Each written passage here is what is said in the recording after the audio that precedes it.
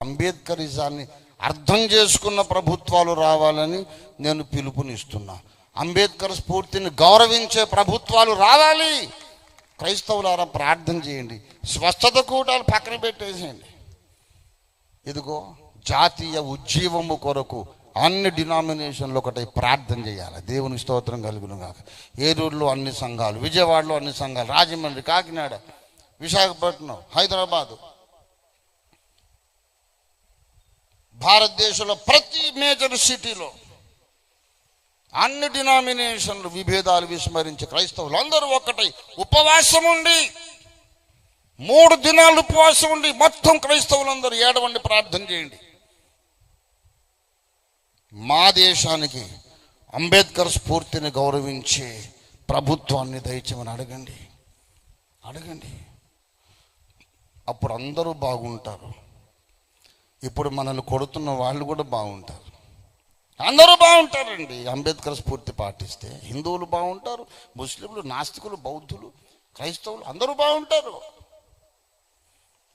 Next time మాత్రం అంబేద్కర్ మహాశయుడిని గౌరవించిన వాడు ఒక్కడు కూడా అధికారానికి రావద్దు. ఇది నా పంతం, ఇది నా ప్రార్థన, ఇది నా పిలుపు. దేశంలో ప్రజాస్వామ్య ప్రియులందరూ కూడా, ప్రజాస్వామ్య వాదులు, రాజ్యాంగమును గౌరవించే వాళ్ళందరూ కూడా ఏకం కావాలి. మన దేశాన్ని మనం కాపాడుకోవాలి. ఒకవేళ భారతదేశంలో సర్వ మతములలో ఉన్న నా అన్నదమ్ములు, అక్క చెల్లెండ్రు అనే విశాల హృదయులు వివేకానందుని వంటి వారు 1000 మంది ఉన్నారనుకోండి. ప్రపంచ దేశాలు భారతదేశాన్ని చూసి లేచి నిలబడి ఆగకుండా చప్పట్లు కొట్టాలి. మళ్ళీ ఇది నా జీవితాశయం, జీవిత ధ్యేయం. లైఫ్ అంతా చూసేసాం. ఈ లోకంలో ఉన్న మంచిది తెలుసు, చెడ్డది తెలుసు. నాకు తెలియంది ఏం లేదు ఈ లోకంలో. కనుక ఇంకేదో చూడాలి, చెయ్యాలి, అనుభవించాలనేది లేదు. అద్దంకి రంజిత్ తోఫీర్కు ముల్లోకాలు తెలుసు. నరకాన్ని చూశాను, పరలోకాన్ని చూశాను, పరదేశం చూశాను, భూలోకాన్ని చూశాను. భూలోకంలో మంచివి తెలుసు, చెడ్డవి తెలుసు. మళ్ళీ చెప్తున్నా ఎంఫాటికల్లీ.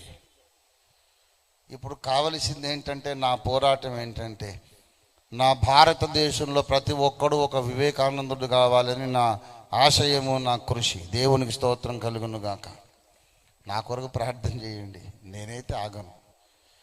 నేను ఒక్కడనే చాలు. నాకు అసహాయ శూరుణ్ణి. అందరూ నా పక్కన ఉంటే సంతోషం, లేకపోయినా సంతోషం. हम अकेले बस है सारा देश के लिए.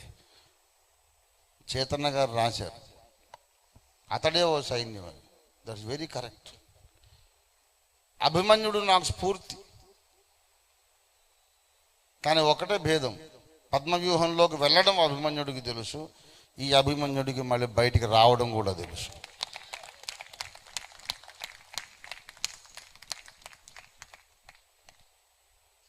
భగవద్గీత సారాన్ని కరెక్ట్గా ఆచరణలో పెట్టడానికి నేను పూనుకున్నా.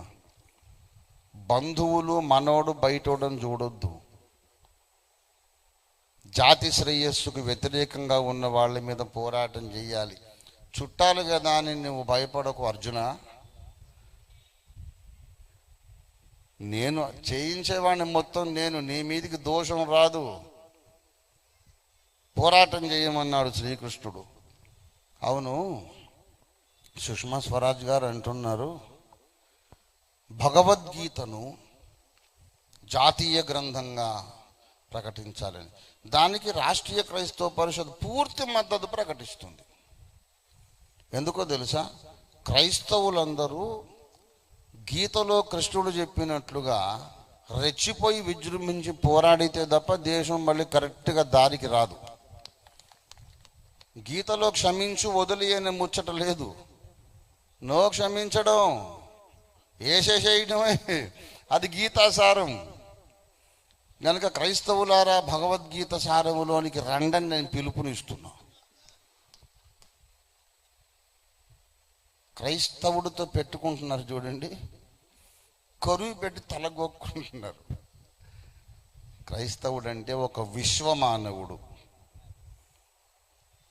క్రైస్తవుని వ్యతిరేకించే వాళ్ళందరూ బావిలో కప్పలు, క్రైస్తవుడేమో సముద్రంలో తిమింగిలం.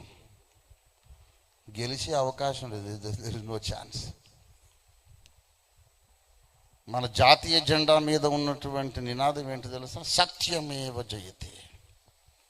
సత్యం అనే దాన్ని చంపేసి పాతిపెట్టిన మూడవ నాడు లేస్తుందని యేసు నిరూపించాడు. దేవునికి స్తోత్రం కలుగునుగాక. ఆ సత్యాన్ని నేను ప్రకటిస్తున్న, మతం కాదు. నాకు మతం అవసరం లేదండి. మతం ఎవడికి కావాలండి? దేవుడు కావాలి. కానీ మతంలో ఉండొచ్చు, దేవునికి దూరంగా ఉండొచ్చు. నీవు క్రైస్తవ మతము కూడా నిన్ను రక్షించదు. ఏ మతమైనా ఒకటే, క్రైస్తవ మతమైనా ఒకటే. ఎప్పుడు చెబుతుంటాను, దయచేసి మీరు క్రైస్తవ మతంలో కన్వర్ట్ కావద్దు. మళ్ళీ చెబుతున్నా, 100 సార్లు చెప్పాను, నెట్లో ఉన్నాయి నా ప్రసంగాలు.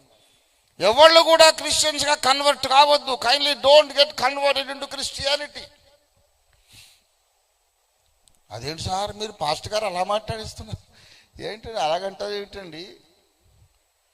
కన్వర్ట్ కావద్దా? ఎందుకు అంటే మా దగ్గర కూడా చాలామంది పనికి మాలోళ్ళు ఉన్నారండి. క్రైస్తవులుగా ఉండి తాగుబోతులు ఉన్నారు, క్రైస్తవులుగా ఉండి వ్యభిచారులు ఉన్నారు, క్రైస్తవులుగా ఉండి చుట్టబోతులు ఉన్నారు, తిరుగుబోతులు ఉన్నారు. లేరు? ఏ మతంలో ఉన్నా ఒకటే, యేసు మతంలో ఉన్నా ఒకటే. నేను చెప్పేది నువ్వు యేసు మతంలోకి రమ్మని కాదు. ఎవరిని గూర్చి నాద బ్రహ్మమని, వాక్య దైవమని వివేకానందుడు చెప్పాడు, ఆయన నీ లోపలికి రావాలి. అది నేను చెప్పే బోధ. మతములోకి నువ్వు వస్తే ఏ పని జరగదు. బలి అయి తిరిగి లేచిన నాదస్వరూపుడు నీ లోపలికి రావాలి. అప్పుడు నీ క్యారెక్టర్ మారుతుంది, బుద్ధి మారుతుంది, బ్రతుకు మారుతుంది. అలా ప్రతి భారతీయుడి క్యారెక్టర్ మారితే భారతదేశానికి స్వర్ణయుగం వస్తుంది. దేవునికి స్తోత్రం కలుగునుగాక. We want to build a better country. మొన్న గౌరవ ప్రధానమంత్రి గారు ఆయన మొదటిసారి జెండా ఎగరవేసి ఎర్రకోట మీద చెప్పారు, స్వచ్ఛ భారత్ బనానా హై హమే. మేము పూనుకున్నాం ఆర్కేపీ.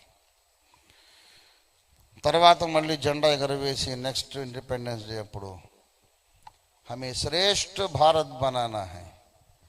శ్రేష్ఠ భారత్ బనావడానికే ఇదిగో ఈ సిద్ధాంతం తీసుకొచ్చా. దేవునికి స్తోత్రం కలుగును గాక. శ్రేష్ఠ భారత్ అంటే గ్రాహం స్టెన్స్ గారిని చంపడం, ట్యాంక్ బండ్ మీద ఆయన్ని కొట్టడం, ఆ మానభంగాలు చేయడం, ఇదా శ్రేష్ఠ భారత్?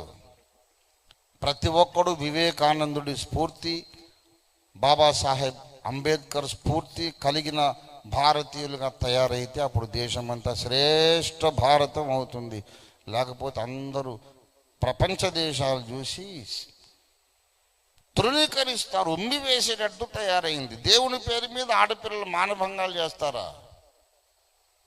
ఎవరు చెప్పారు అలా? శ్రీరాముడు చెప్పాడా? ఏ దేవుడు చెప్పాడు? గనక సంస్కారం కావాలి, సంస్కారం కావాలి. స్వచ్ఛ భారత్, శ్రేష్ఠ భారత్ తయారు కావాలంటే క్రీస్తు సువార్త ద్వారా మాత్రమే సాధ్యము. మామూలుగా కాదు.